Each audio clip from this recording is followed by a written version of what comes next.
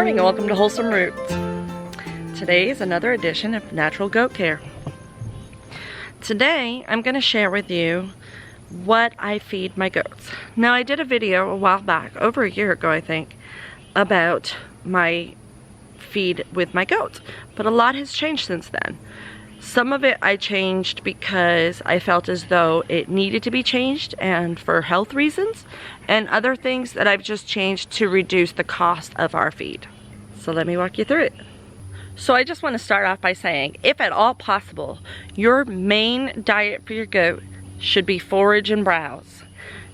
They are great foragers. They love to eat herbaceous plants and woody plants. Having an area where there's a wood line that they can have access to so that they can get native trees and vines to eat is very beneficial to their health and their diet. And as well as some of these herbaceous plants that grow out here in our mixed pasture. Now, ideally, we would have things planted out here that were even better for them, like sun hemp. There are many different plants that you can plant in your pasture that would be helpful and beneficial to goats. So do some research if that's something you're interested in. We have not had the time or the resources to implement that here on this property.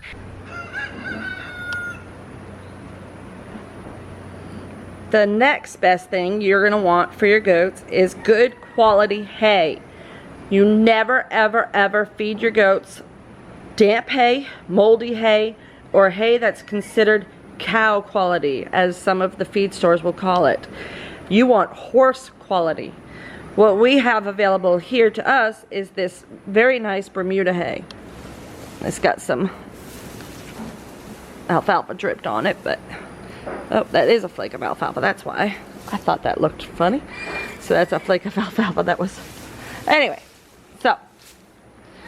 So good quality Bermuda. It should be somewhat green in color, and it should be nice and dense. It should smell good, like you want to eat it, and it should contain no spores when you shake it.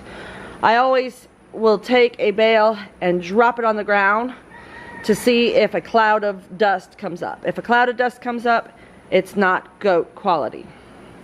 And then we use Alfalfa Orchard. This, if we could get alfalfa at a decent price, we would use straight alfalfa. But this is a really nice mix of orchard and alfalfa. That's orchard grass, by the way. So the does and milk automatically get this in their stalls at night, along with their kids. Everybody else gets this. So the reason why everybody else gets this is because it's more affordable. If I had the money, everybody would get the alfalfa. I prefer it.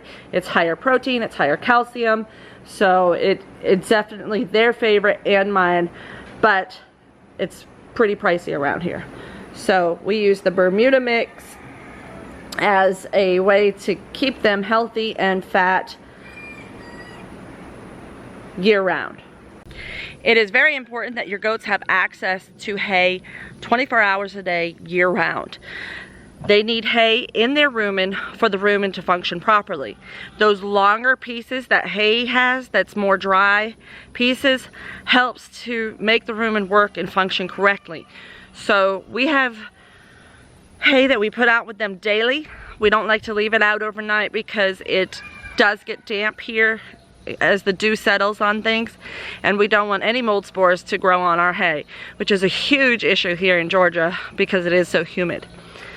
So we bring out fresh hay in the morning when they go out to the paddock, and they get fresh hay in their stalls at night as well, and they always eat all of it. So we know that they're definitely needing that hay in their system, even when they have tons of forage and some grain. So next we're going to talk about grain.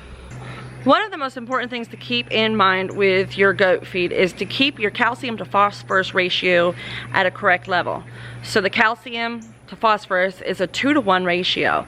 So you need to look at your feeds, look at how much calcium and phosphorus they have, including your hay, and make sure that it's balanced.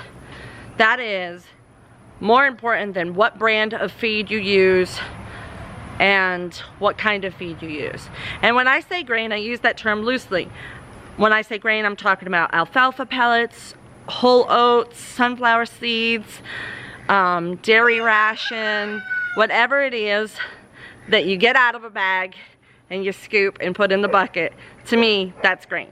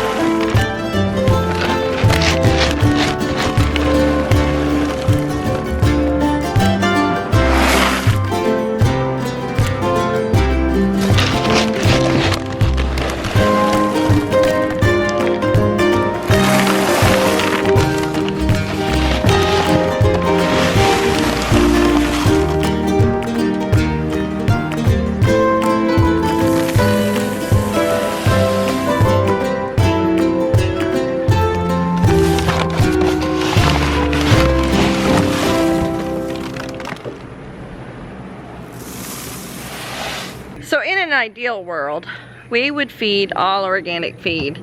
We would probably even buy all the separate organic ingredients and mix our own into a perfectly balanced blend. But we are not at that income level, folks. Not even close. The people who can't afford organic feed, kudos to you. But something we do take a lot of pride in is our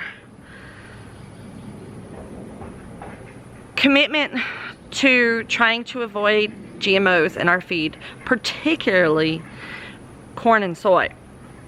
They are things that we don't feel are very good for our bodies for many reasons, especially if they're genetically modified, and we don't want that in our milk.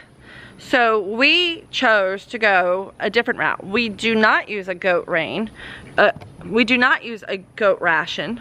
We use an all-stock because it is a non-GMO all-stock, and it is much more affordable than the organic grain that we would prefer to use.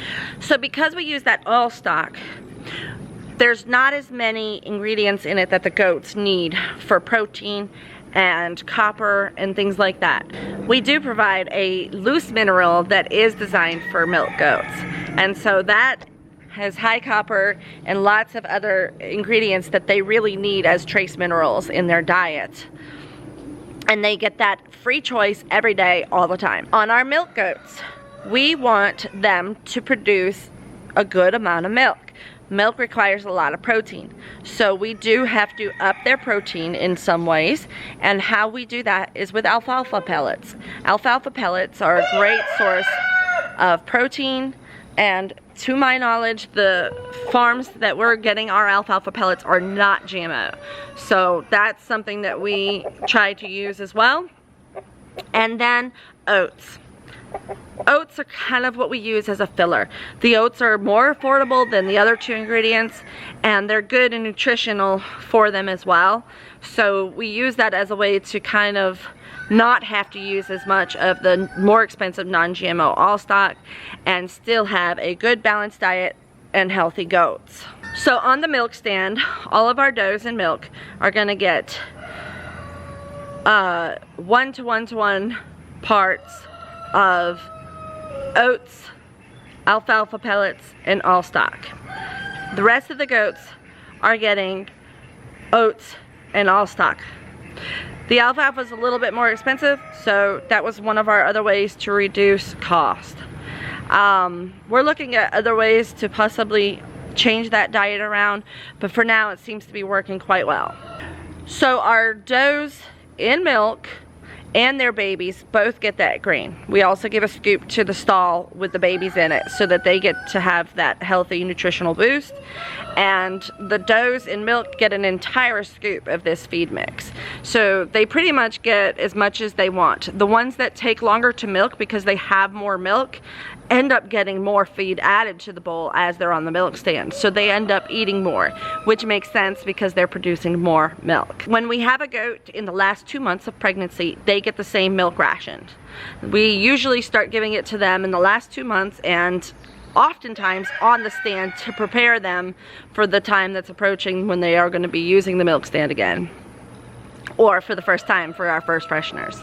We used to feed a whole scoop of grain or 2 to each of the stalls that weren't in milk, and there's usually about 5 goats per stall, and we recently cut that back to almost nothing. So they're getting like a cup of that grain mix to share. And the reason for doing that is because it is summer and we have so much forage for them. They are getting so much food out here, and we really needed to reduce costs quite a bit. So looking at reducing our cost, grain was the biggest expense that we had that was probably not needed, where forage and hay are some of the better options. We cut black oil sunflower seeds completely out of our mix, not because we didn't like black oil sunflower seeds, but because they weren't extremely necessary. 2 tablespoons per goat of black oil sunflower seeds is all that's really recommended anyway. So it was just one less bag of feed we had to buy at the feed store. So that leaves 2 other things that I haven't mentioned that we no longer use. One of them is the organic juice pulp that we used to get from the cold press juice company daily. Brian no longer drives past there on his way home, so it was no longer convenient to pick up daily, and that was the only way I would use that, is when it was fresh. So in an effort to not waste gas driving all the way there, we stopped using the cold pressed juice pulp. Although I have to say I miss it sometimes because the goats really enjoyed that, and it did fatten them up quite a bit. Maybe that's a good thing that we've cut that out. We had a few goats that were getting a little too fat. But the other thing that we cut out is chaff hay. I loved chaff hay when I first started using it because it was a fermented feed. It had molasses and it had been fermented alfalfa. And I loved the idea of the probiotics that they were getting from that. But then I was finding more and more of the thick white clumps in my bags. In fresh bags too. And although the company states that those thick white clumps are just yeast, with my fungal and mycology experience, that's mycelium, not yeast. It does not look like yeast to me. It looks like mycelium, which is a fungal root system, which is a fungus, which can be toxic to some goats, depending on the fungus itself. So I began to suspect that that may have been a contributor to our illness last summer. I'm not sure, but I don't use it anymore, just to be on the safe side. I also contacted the company and asked them about their pesticide use, and from what they told me about what they spray on the fields, there is way too short of a time span between when they spray and when they harvest for me to feel comfortable feeding that to my animals. So the herbicide use was beyond a level I felt comfortable giving to my animals anymore. And it was, again, it was just a supplement. It was just a little treat. We just gave them a little handful in the stalls at night in a bucket, and they loved it. And I do think that it helped, like when we had ones that were not interested in eating, if they weren't feeling a good appetite, it would encourage appetite. But considering all of the things that could be wrong with it, we decided to cross that off of the list quite a few months ago. So that's pretty much it. During the day, they get free choice forage in the paddocks and free choice hay, free choice loose minerals designed for goats because it's got to have the high copper. Then they get the all stock alfalfa and oat, depending on which ones. Some of them don't get the alfalfa pellets just because it's not needed. I could give it to them, and I was giving it to them for a while, but trying to cut back costs, we're looking at any way we can. In the winter, we add beet pulp to our goats' evening ration. This helps boost the calories so that they can stay warmer through the night. We also use beet pulp for any of our does or bucks even, that have become underweight for whatever reason. Hearts gets supplemental beet pulp because of her injury, and when Fancy 2 lost a lot of weight because of copper deficiency, she also got lots of beet pulp as an additional source of food. So it helps put on weight because of the high calories in the beet pulp. Lots of people actually recommend that you leave out free choice baking soda. It's not necessary at all. Sorry, not even remotely. Goats produce their own bicarbonate in their rumen. So unless something has happened to your goat where their rumen stopped working, whether it be from a incidence of bloat or enterotoxemia, that is the only time that I actually will offer baking soda. And it's not because offering it is bad, so it's not a bad thing if you have it out there necessarily, but it's not necessary. And with it getting rained on and ruined and having to replace it, it's just another cost that's not really a necessary cost. So we don't use our baking soda free choice like that. And again, there's many other things that you could leave out as a free choice option for your goats if you had a good enough income to do so. Things that Pat Colby introduces in her books about natural goat care are great places to start. I know kelp is mentioned oftentimes, and many other things that you can offer your goats free choice if they need it or want it. But for us, we keep it simple, we keep it basic, and we're lucky that it's been working. It's been great. Other than last summer's weird toxicity issue, we've had some pretty healthy goats. Some other things that aren't really feed but more herbal supplements that we offer often are things like garlic and vitamin C, so that if there's any goats that need that in their diet, they can just eat it. So a lot of times we'll just put it in the food bowl and see who eats it, or we'll offer it right in our hand as a treat. And then we do our weekly herbal dewormer from Molly's Herbal, which has garlic and many other herbs in it that help and provide a great nutritional benefit to help boost their immune system and prevent parasites from taking hold. Well, I think I've covered pretty much everything in our feed routine. I may have left some stuff out, so if you notice anything that I have left out, please mention it in the comments down below and ask any questions that you have, and we'll be sure to get back to you on those. Thank you guys for watching. You know the drill. We'll see you next time on Wholesome Roots.